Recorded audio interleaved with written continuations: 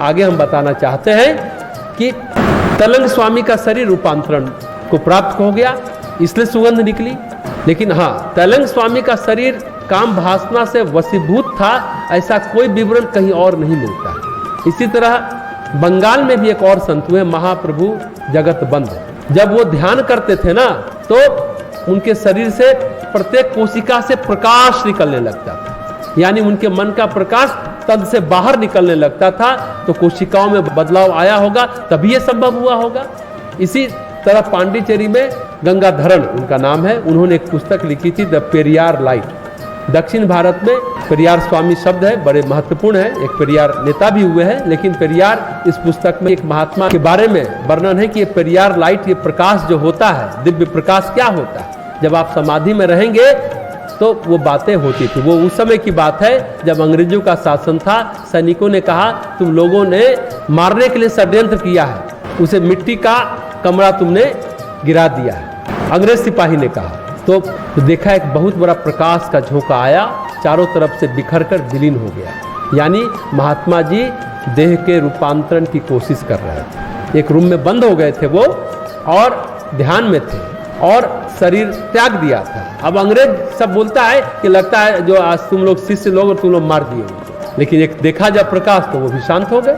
तो रूपांतरण की कोशिश बहुत सारे लोगों ने की, कईयों ने कोशिश की, कितने सफल हुए कितने विफल ये अलग बात है, पर कुछ हद तक, कुछ दर्जे तक मनुष्य आगे बढ़ा है। कितना संभव है, कितना असंभव है, ये बात सामान्य प्रवचनों में ये सब बातें सार्वजनिक रूप से कही नहीं जाती। तो मत्स्येंद्र नाथ ने गोरखनाथ को कहा था कि तुम तपस्या करो, जब ले गए थे। ये भी कहानी बहुत अद्भुत है।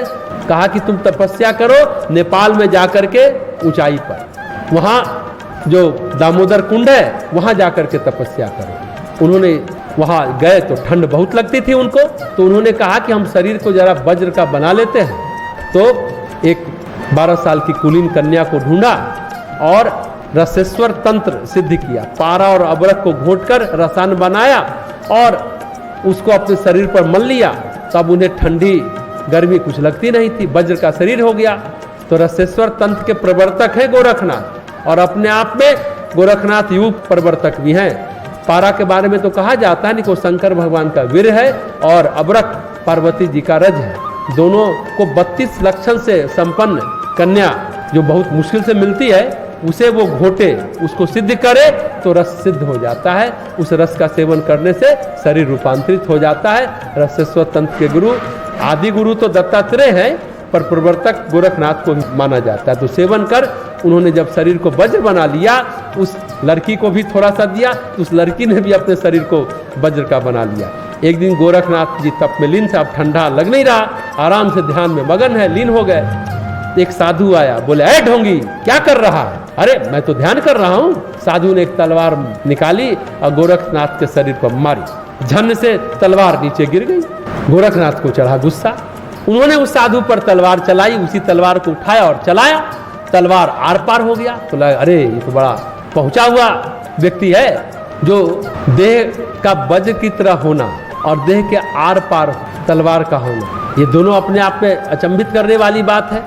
कोई सामान्य व्यक्ति तो कर नहीं सकता।